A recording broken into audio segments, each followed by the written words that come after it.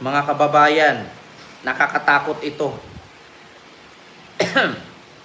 Ito na. Meron akong napanood na balita. Ma'am Wendy's Vlog, hello po sa iyo, Ma'am Barbara. May galab shout out po. Meron akong napanood na balita na kung saan si Digong at ang grupo niya ay nakipagbulong pala sa Communist Party, no, ng China. So ano nga ba ang kadahilanan kung bakit nakipagpulong sila? Actually, wala namang problema kung makipagkaibigan tayo sa ibang bansa. Pero nakakatakot lang, komunista pa. Sa bagay, hindi naman tayo magtaka diyan kasi Digong komunista talaga yan noon pa. Ito, disclaimer lang.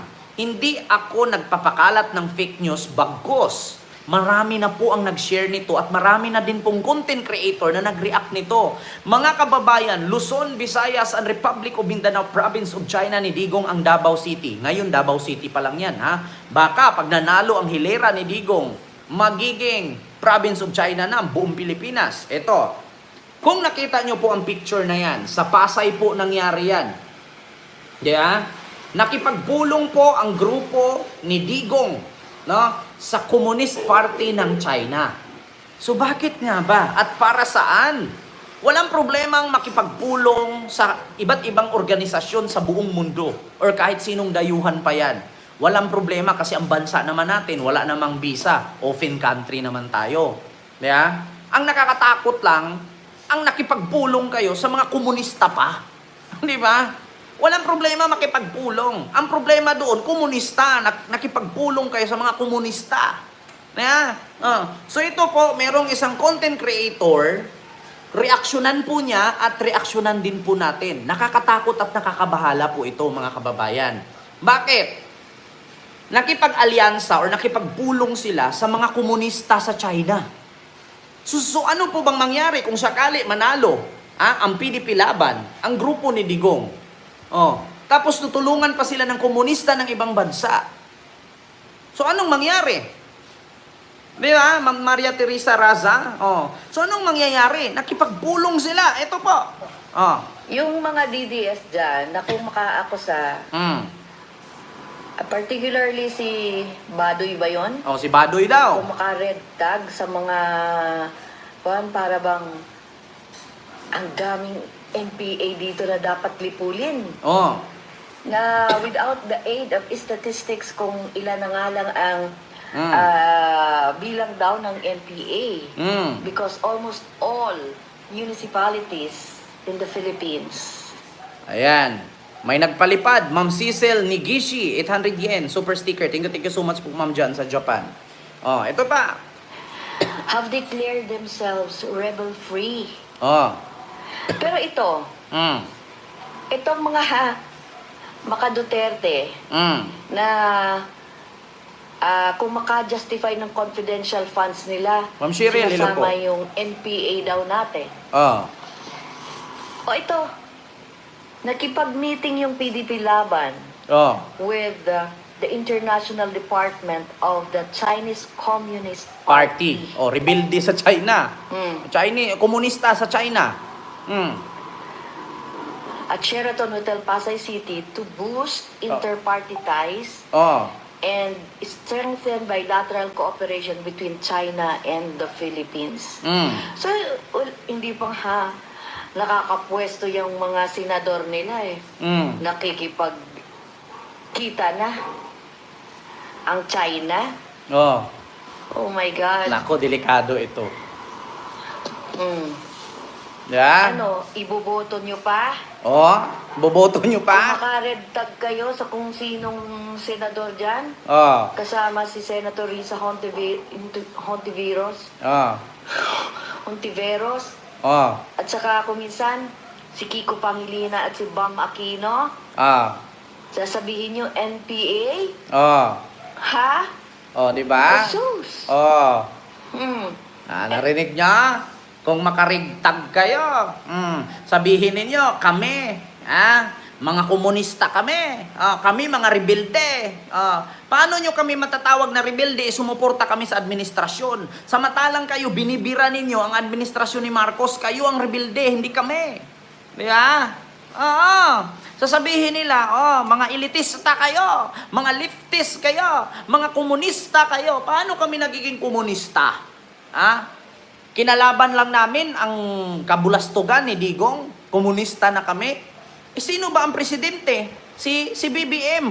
Suporta kami sa presidente. Paano kami natatawag na rebelde? Kayo. Kayo yung bumibira sa presidente. Kayo yung mga rebelde. Tapos tignan nyo. Ito ang patunay na nakipagpulong ang grupo ni Digong sa Communist Party of China. So nakakabahala ito, mga kababayan.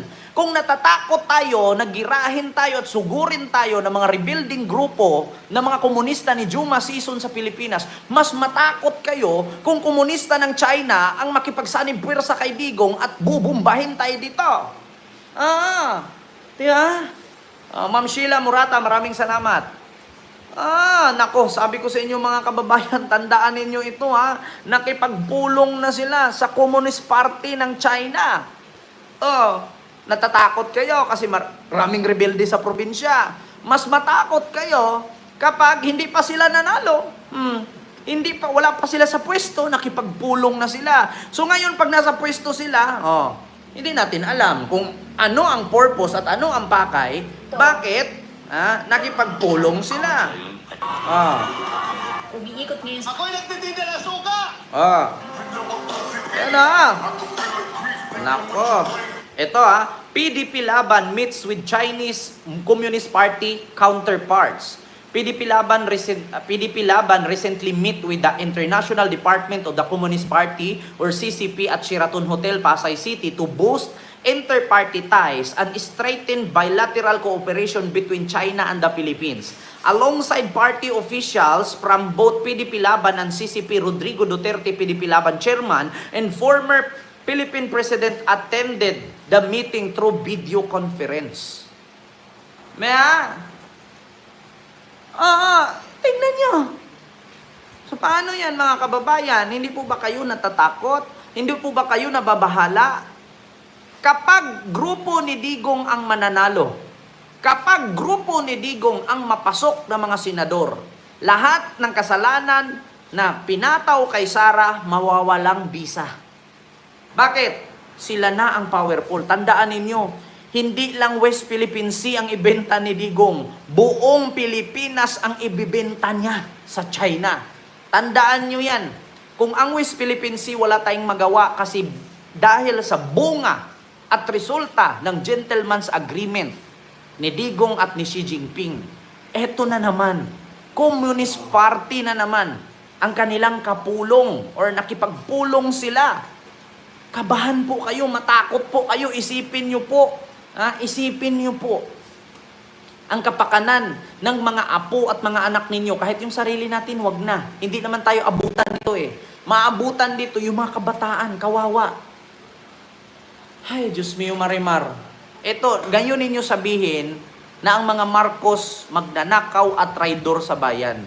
Sino po ba ang totoong traidor at sino po ba ang totoong rebelde? Nakipagpulong sila sa komunista ng China. So ano bang ibig sabihin ng komunista? Yun po yung mga rebelde. Ayaw sumunod sa batas ng gobyerno. Komunista ang tawag doon, leftist. Aktivista, leftist, mga terorista.